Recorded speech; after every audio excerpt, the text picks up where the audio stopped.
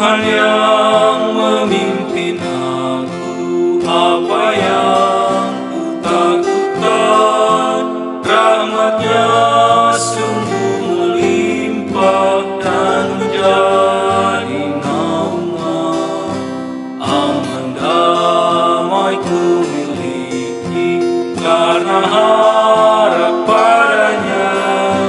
Apapun menimpa aku, tentu Yesus terus serta. Apapun menimpa aku, tentu Yesus terus serta. Tuhan yang memimpin aku pada jalan berliku, anugerah-Nya tersedia meliputi hidupku. Air hayat dipancarkan dan dahaga-ku hilang. Roti hidup diberikannya sampai jiwaku kenyang. Roti hidup diberikannya sampai jiwaku kenyang. Tuhan yang memimpin aku dengan kasih sayang-Nya, di bawah-Nya ku ke surga bagai ahli warisnya. Dalam surga rumah Bapa telah menunggu Tuhanku. Haleluya berkumandang, Yesus telah pemimpinku. Haleluya berkumandang, Yesus telah pemimpinku.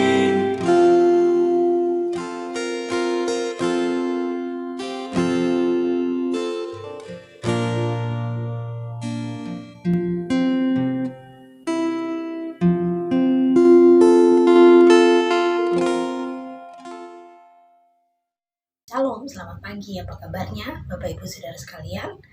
Kita kembali di sekolah minggu online kita di tanggal 24 Oktober. Walaupun hari ini kita mulai ibadah onsite di gereja, tetapi untuk sekolah minggu kita masih online.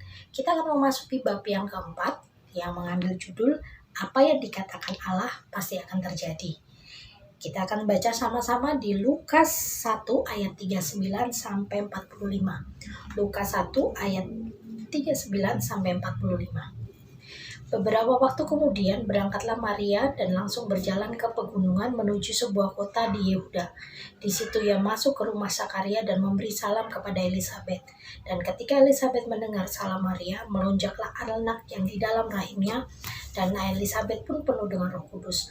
Lalu berseru dengan suara nyaring, "Diberkatilah engkau di antara semua perempuan, dan diberkatilah buah rahimmu. Siapakah aku ini sampai ibu Tuhanku datang mengunjungi aku?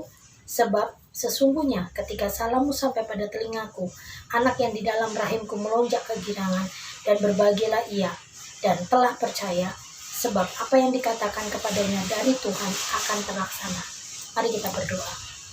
Tuhan, terima kasih untuk hari ini sehingga kami bisa belajar lagi tentang kebenaran firman-Mu. Berkati murid, remaja, dewasa, dan senior sehingga kami bisa mengerti, memahami, dan melakukannya dalam hidup kami. Dan hanya di dalam nama Yesus kami percaya berdoa. Haleluya. Amin. Murid, remaja, dewasa, dan senior, kita akan belajar tentang janji Tuhan dalam kehidupan kita semua. Hari ini kita belajar dari Maria dan Elisabet. Kita kemarin sudah belajar tentang Yohanes Pembaptis dan kelahirannya. Kita kemarin juga belajar tentang Maria, tentang janji keselamatan yang lewat Maria. Maria dipakai Tuhan untuk mengandung seorang bayi kudus yang saat itu memang menjadi fenomena yang luar biasa di tengah-tengah masyarakat, bagaimana seorang perawan bisa mengandung. Tetapi hanya orang-orang yang beriman, orang-orang yang paham tentang janji Tuhan yang mempercayai ini. Banyak sekali cerita di luar sana yang memutarbalikkan fakta bahwa sebenarnya Maria itu tidak mengandung dari Roh Kudus. Tetapi biarkan saja. Yang kita yakini, yang saya yakini adalah firman Tuhan yang berkata bahwa Maria mengandung dari Roh Kudus. Waktu Maria ditemui oleh malaikat Gabriel, Malaikat mengatakan bahwa bulan ini adalah bulan yang ke-6 Elizabeth mengandung. Bagaimana seorang Maria terkejut. Maria ini, waktu saya baca, saya berpikir bahwa kalau Maria ini bersanak saudara dengan Elizabeth, berarti Maria ini adalah suku Lewi.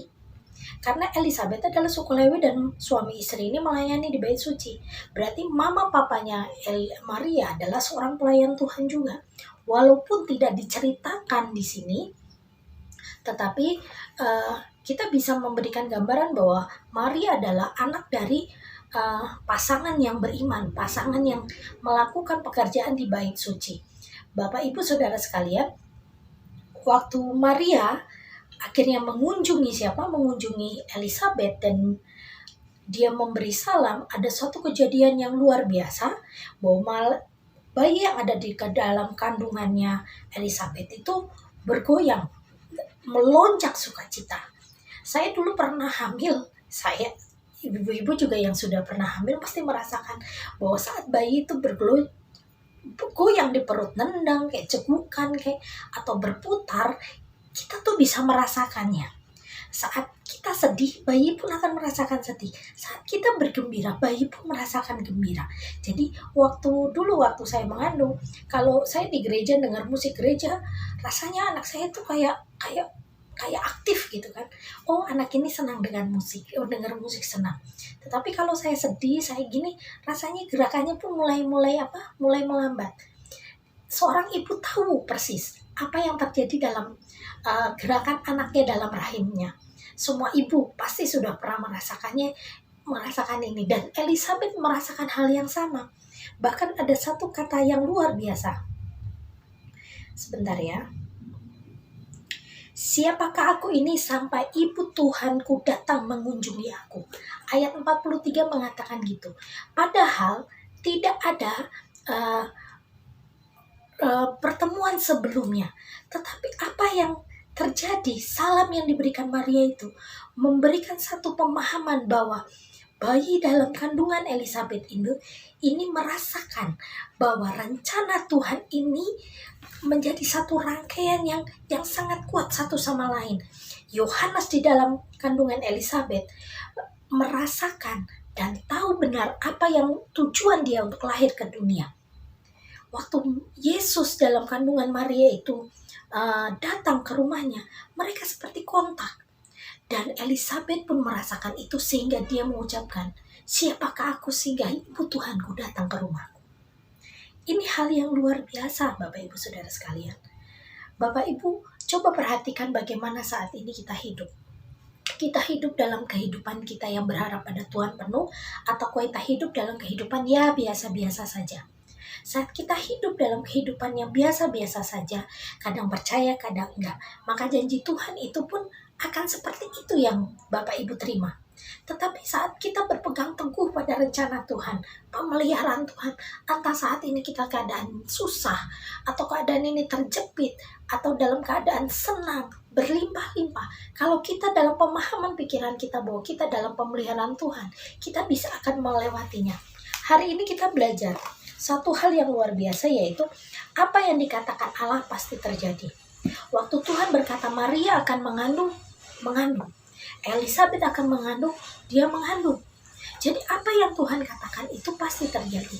Sekarang maukah kita menjadi bagian dalam rencana keselamatan Allah?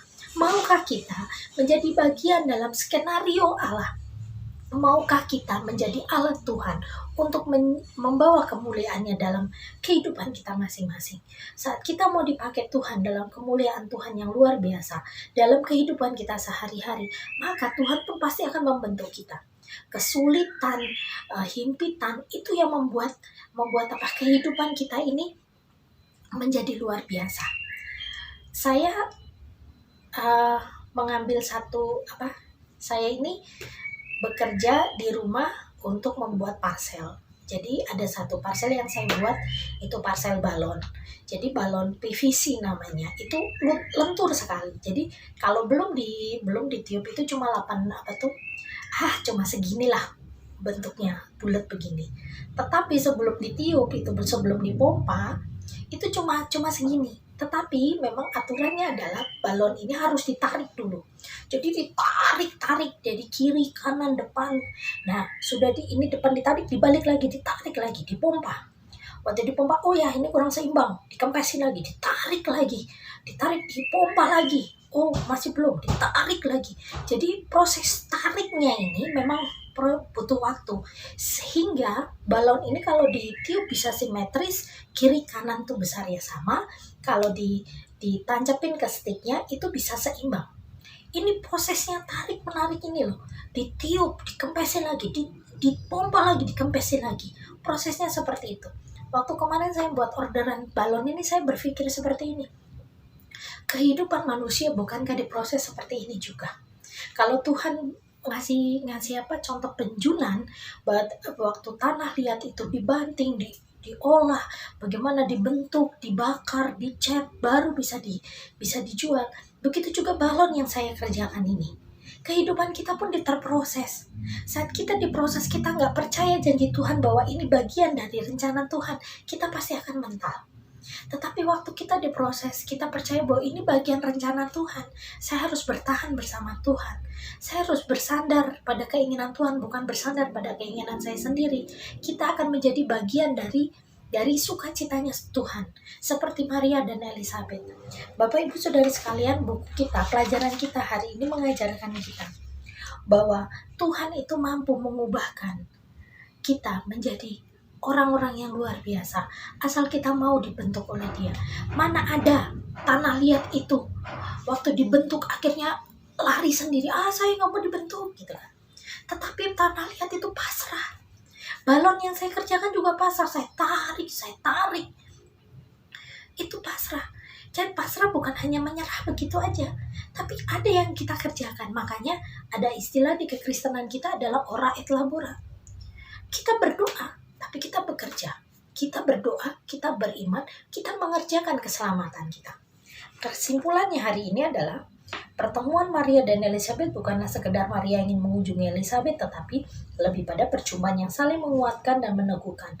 Saling mendukung inilah pertemuan yang nampak antara Maria dan Elizabeth. Kedua perempuan ini telah mengalami karya Tuhan dalam hidup mereka. Baik Maria maupun Elizabeth, keduanya sedang mengandung. Maria sedang mengandung Yesus, Sang Juru Selamat dunia, dan Elizabeth sedang mengandung Yohanes Pembaptis. Allah adalah Allah yang hebat. Apa yang dikatakannya pasti terlaksana. Allah menyatakan kehendaknya dengan firman-Nya, dan kehendaknya itu pasti terjadi sesuai dengan firman-Nya. Jadi hari ini kita belajar bahwa Allah adalah yang hebat dan apa yang dikatakannya terlaksana. Dan untuk kita semua, kita harus kagum akan kehebatan Allah. Bapak Ibu Saudara sekalian, saya tahu bahwa percaya sama Tuhan itu bukan hal yang mudah. Akhir-akhir ini kita mengalami musim badai, hujan yang badai. Hujan deras, petir, angin itu badai. Coba Bapak Ibu lihat, waktu badai itu terjadi, waktu hujan itu terjadi, waktu gemuruh seperti ini, rasanya ciut hati ini. Sepertinya siapa kita di hadapan pencipta, ya enggak? Angin saja dia bisa perintah, air aja dia bisa perintah sedikit atau banyak. Siapa kita yang manusia yang terkadang kita sombong dan merasa kuat? Saat kita mulai melakukan kehendak Tuhan, misalnya kita punya rencana, kita seperti memberikan proposal kepada Tuhan, Tuhan ini rencana saya. Ini loh Tuhan, saya pengennya ini, 1, 2, 3, 4 gini ya. Ini proposal hidup saya. Tetapi kita harus bilang, Tuhan, biarlah kehendak Tuhan yang jadi, bukan kehendak saya yang jadi. Makanya pelajaran kita hari ini adalah apa yang dikatakan Allah pasti terjadi. Ayat yang terakhir yang kita baca itu tadi, saya ulang-ulang. Dari tadi saya ulang-ulang. Waktu saya persiapan, saya ulang-ulang. Ayat 45. Dan berbahagialah ia yang telah percaya, sebab apa yang dikatakan kepadanya dari Tuhan akan terlaksana. Dan berbahagialah ia yang telah percaya, sebab apa yang dikatakan padanya dari Tuhan akan terlaksana. Saya langsung terkejut dengan ayat ini. Saya ulang-ulang terus. Saya balik lagi.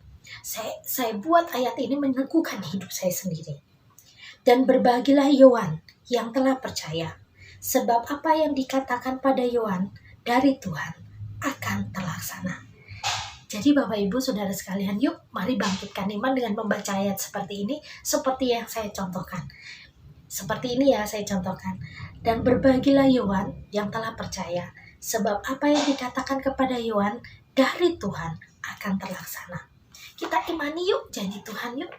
Walaupun hidup ini sulit, walaupun mungkin Bapak Ibu sedang menghadapi sakit penyakit yang sepertinya tidak sembuh-sembuh, sepertinya permasalahan ekonomi itu menghantamnya luar biasa, sepertinya tidak ada harapan lagi, sepertinya orang-orang sepertinya tidak ada yang bisa sanggup menolong.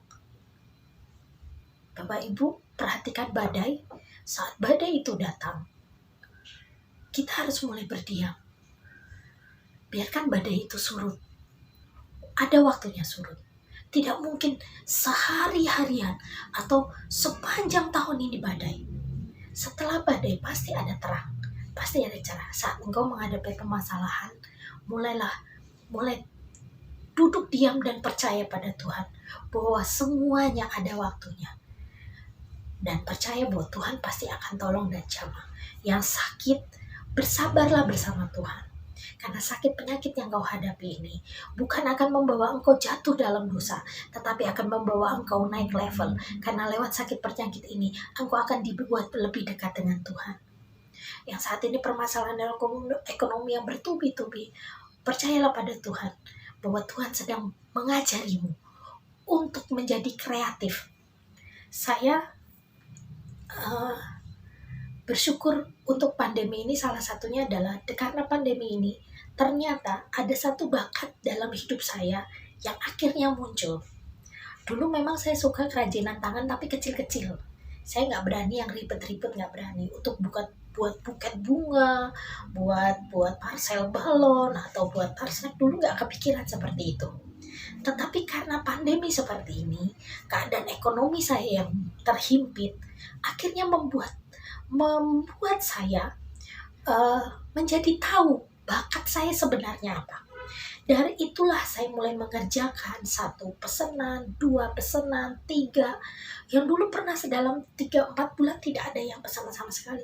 Tapi dari situ Tuhan mengajari saya tekun untuk tetap posting, tetap belajar, tetap segala macam, berteman dengan banyak orang yang baik, berteman dengan orang-orang yang hebat dan pengrajin yang baik yang mengajari saya secara otodidak. Dan akhirnya sekarang saya sudah mulai pede untuk mengerjakan apa yang pesanan orang ke saya, ya parcel, ya tarsnek, ya buket. Walaupun dulu saya kok saya dulu nggak kepikiran bisa buat begini ya. Ternyata himpitan ekonomi ini membuat banyak orang di selama pandemi ini membuat orang-orang sadar akan keterampilan sebenarnya. Jadi yang punya kesulitan ekonomi, mulailah berpikir, saya bisa apa ya? Saya harus melakukan apa ya? Mulailah mencari jati dirimu, keterampilanmu untuk bisa menghasilkan pemasukan buat keluargamu. Anak-anak muda, perhatikan hidupmu baik-baik. Masa muda itu cuma sebentar, tidak lama. Tapi saat yang sebentar ini kamu tidak melakukan dengan baik-baik, kamu akan menyesal seumur hidup. Jadi Bapak Ibu Saudara sekalian dan anak-anak semua, Bapak Ibu Saudara sekalian dan saudara-saudari semua, remaja, dewasa dan senior, yuk mari percaya sama Tuhan. Karena kita percaya pada Tuhan, berharap pada Tuhan, tidak pernah dikecewakan. Amin. Yuk kita semangat lagi. Hari ini kita sudah mulai ibadah. Begitu banyak kerinduan kita untuk bisa beribadah. Dan hari ini terlaksana. Walaupun masih ada pembatasan. Tetapi ini tidak akan lama. Pasti nanti pintu gereja akan terbuka lebar untuk siapapun. Untuk sekarang mari bersabar dengan syarat-syarat yang sudah ditetapkan oleh gereja. Mari Bapak Ibu Saudara sekalian sama-sama berdoa supaya gereja kita diperlengkapi. Masih ingat gak dulu? Waktu rekaman yang pertama, saya kalau ingat rekaman pertama, malu sekali. Karena jelek sekali kalau melihat, saya malu sekali. Bagaimana attitude saya, cara nyanyi saya, bentuk rekaman yang pertama, Tapi walaupun tambah kesini tambah lebih baik, tapi itu butuh proses, iya nggak? Dan ini yang membuat kita semua didewasakan. Bahwa kita tidak bisa lepas dari teknologi. Gak boleh lagi gaptek. Yang senior, ayo Yang punya handphone jangan hanya cuma bisa terima atau WhatsApp saja. Yuk belajar Zoom. Kita ibadah aja lewat Zoom, ibadah doa, ibadah sehari-hari lewat Zoom, bertemu dengan yang lain lewat Zoom. Jadi kita belajar, dan saya percaya semuanya pasti diberkati Tuhan. Yuk mari kita tutup Alkitab, kita berdoa. Kami bersyukur Tuhan, kami diingatkan lagi untuk percaya pada janji-Mu, bahwa janji Tuhan ya dan amin, bahwa kami harus menanti janji Tuhan dengan sabar, karena waktunya Tuhan adalah waktu yang terbaik dan istimewa, buat kami bisa kuat dalam setiap himpitan hidup kami, buat kami kuat Tuhan Yesus untuk menunggu janji Tuhan.